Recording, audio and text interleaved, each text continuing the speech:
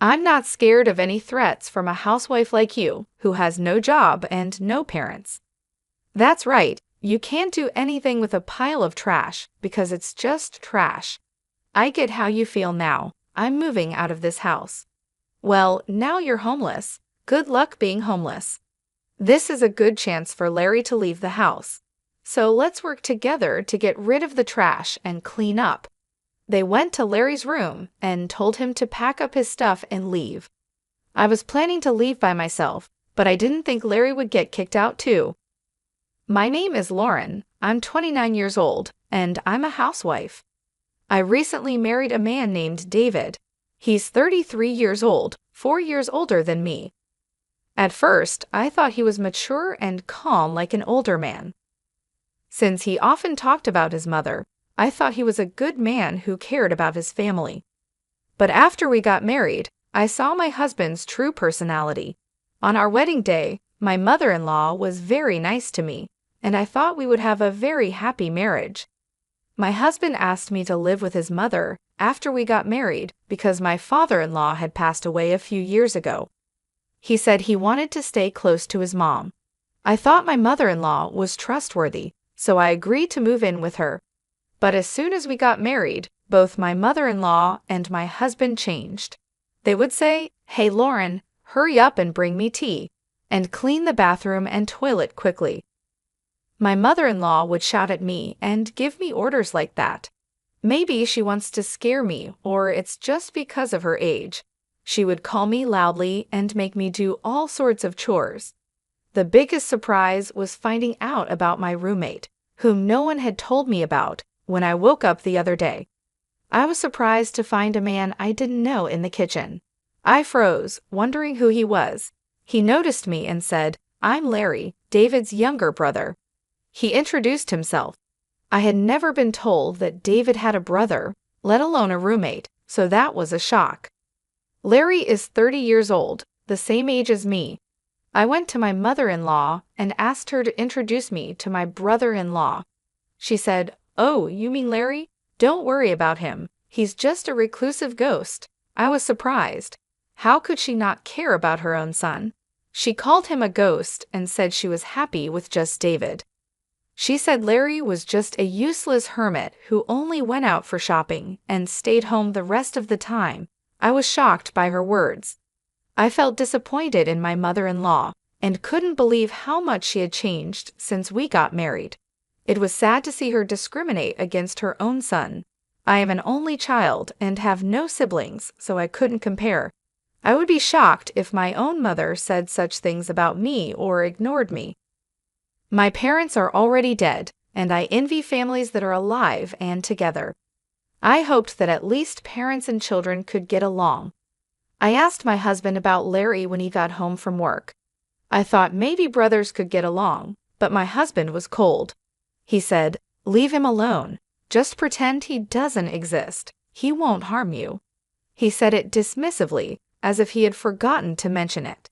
I was disillusioned by how he called his own brother heir.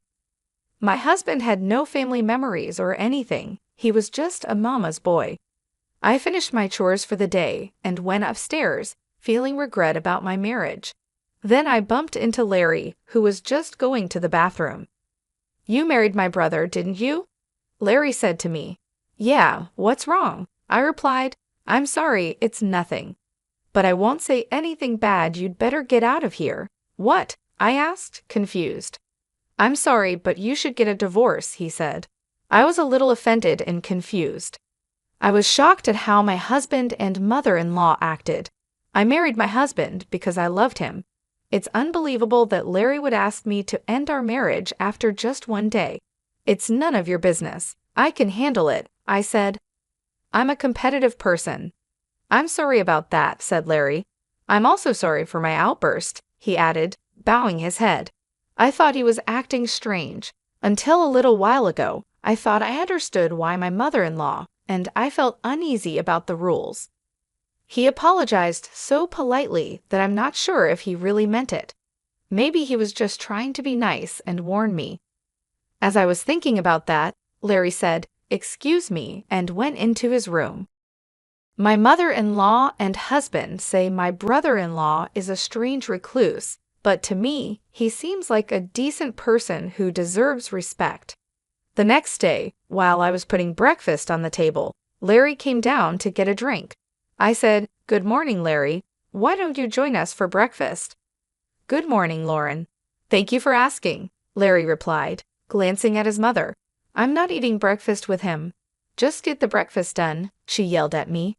"It's okay," Larry said quickly and went back to his room. I wanted to apologize for my strong words yesterday, but I couldn't do it.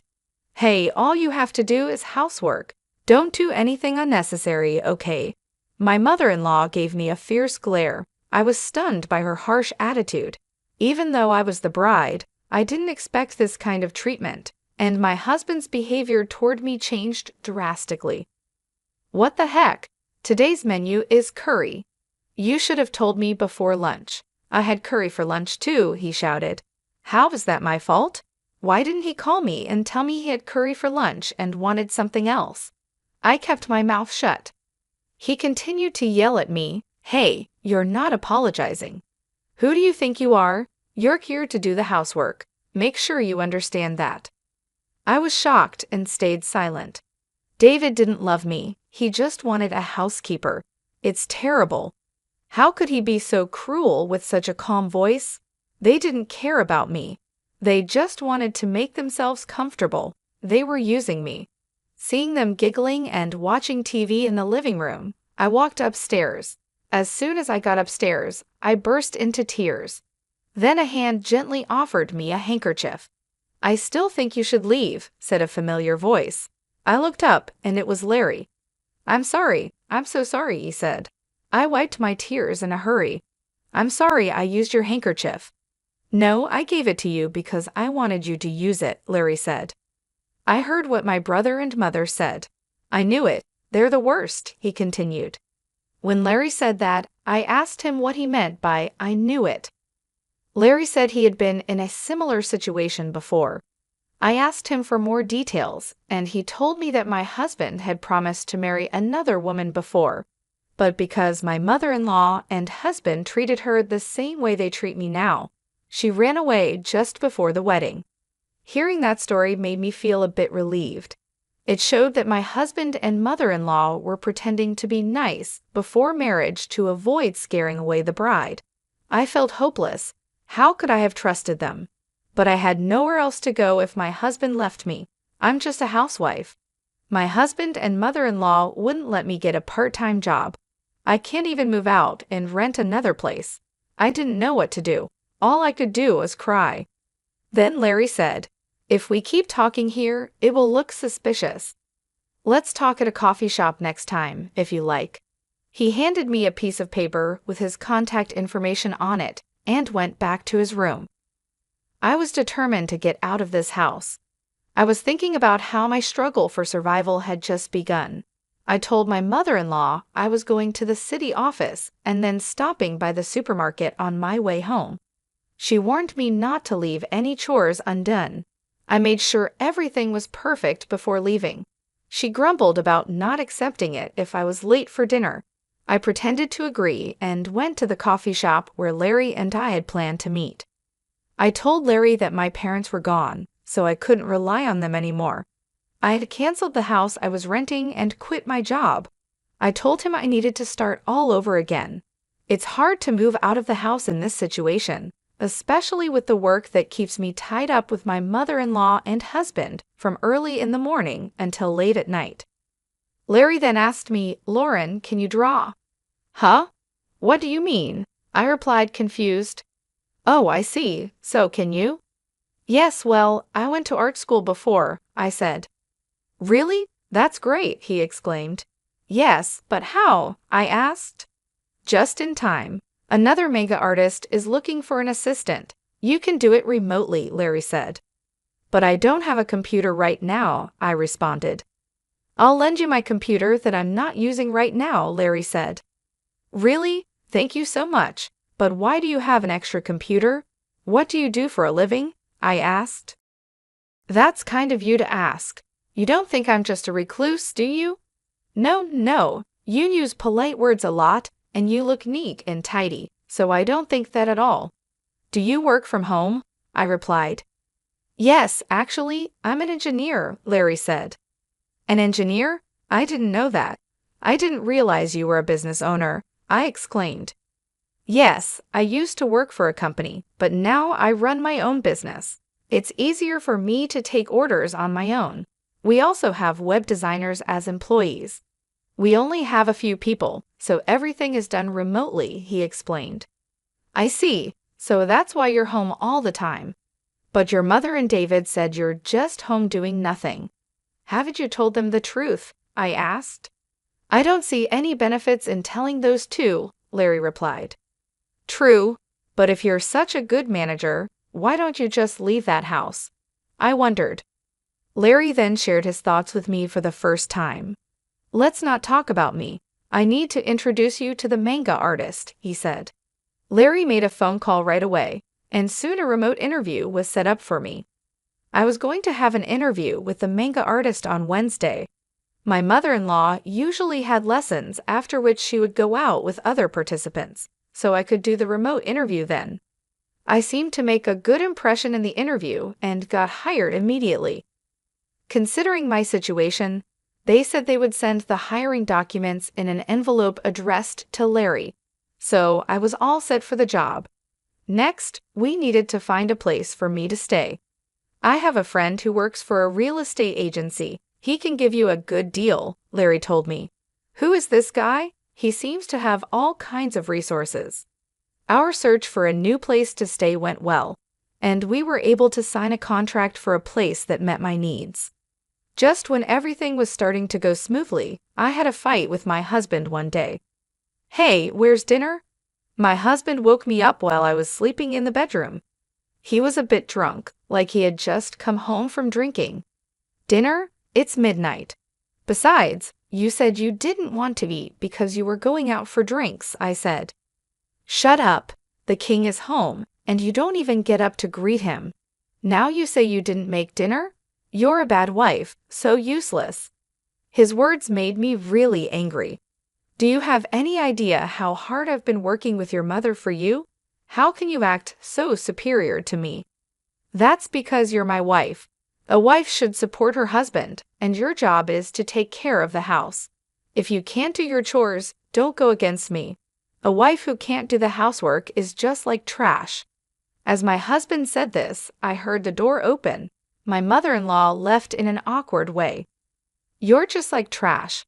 Larry is also trash, and this place looks like a dump, my husband sneered as my mother-in-law agreed. Yes, let's take out the oversized trash, he added. What did you just say? I asked him. He opened the drawer and pulled out a piece of paper. This is what I mean. It's a divorce paper. You're no good to me anymore. I'm going to find another wife who can take your place. That's why I'm divorcing you. Get out of my house. You're disgusting. You think your wife is just a slave. The best wife is one who acts like a housekeeper. Don't you worry about saying things like that. I hope you regret what you just said one day, I replied. What are you trying to say? I'm not afraid of any threats from a housewife with no job and no parents like you, he laughed. My husband and my mother-in-law laughed together. That's so true. You can't do anything about it because you're just trash. Well, I understand how you feel now. I'm going to move out of this house. I said that and signed the divorce papers. Then I left. I put the divorce papers in my bag and started to pack my stuff. My mother-in-law and husband watched me with grins on their faces. Now you're homeless. What on earth are you going to do now? Well, it's none of our business anymore. Good luck, homeless lady. Oh, and Larry, this is a good time for him to get out too. Yeah, let's take out the trash and clean this place up. After we get rid of him, we'll tear down the wall and make it bigger and more comfortable. My husband and mother-in-law were already talking about what they would do after we were kicked out. Then they went to Larry's room and told him to pack up his belongings and leave. I was planning to leave anyway, but I never thought they would kick Larry out too. I kind of regretted letting my emotions take over and having a fight with my husband. I'm sorry, Larry. It's my fault. No, don't worry about it, Larry said. I already realized I can't live with them anymore. Besides, I have other things I'm interested in. Maybe it was lucky we had that fight, he smiled. It seemed like Larry wasn't bothered by leaving, which made me feel a bit better. 5 days later, on Wednesday, when my mother-in-law was out of town, Larry and I called a moving company and moved out. After we finished moving, my mother-in-law called my new place. Don't worry, we have already left, I said. Larry came with you, didn't he? She asked. Yes, we moved out together. I'm glad I don't have to see you guys anymore, she said happily and hung up. But what she didn't know was that Larry and I were planning revenge. I managed to move my belongings and start a new life just in time. Thanks to Larry, I got a lot of money for my husband in the divorce. Larry had recorded what my husband and mother-in-law said during the fight. Their words were considered harassment, which helped prove the divorce was my husband and mother-in-law's fault. I was able to claim a lot of money as revenge on my husband. Larry's friend, a lawyer, helped me get the alimony. My husband was shocked and accepted the payment. I was really grateful for Larry's help and decided not to mention it anymore. A few days later, I got a lot of phone calls from my ex-mother-in-law.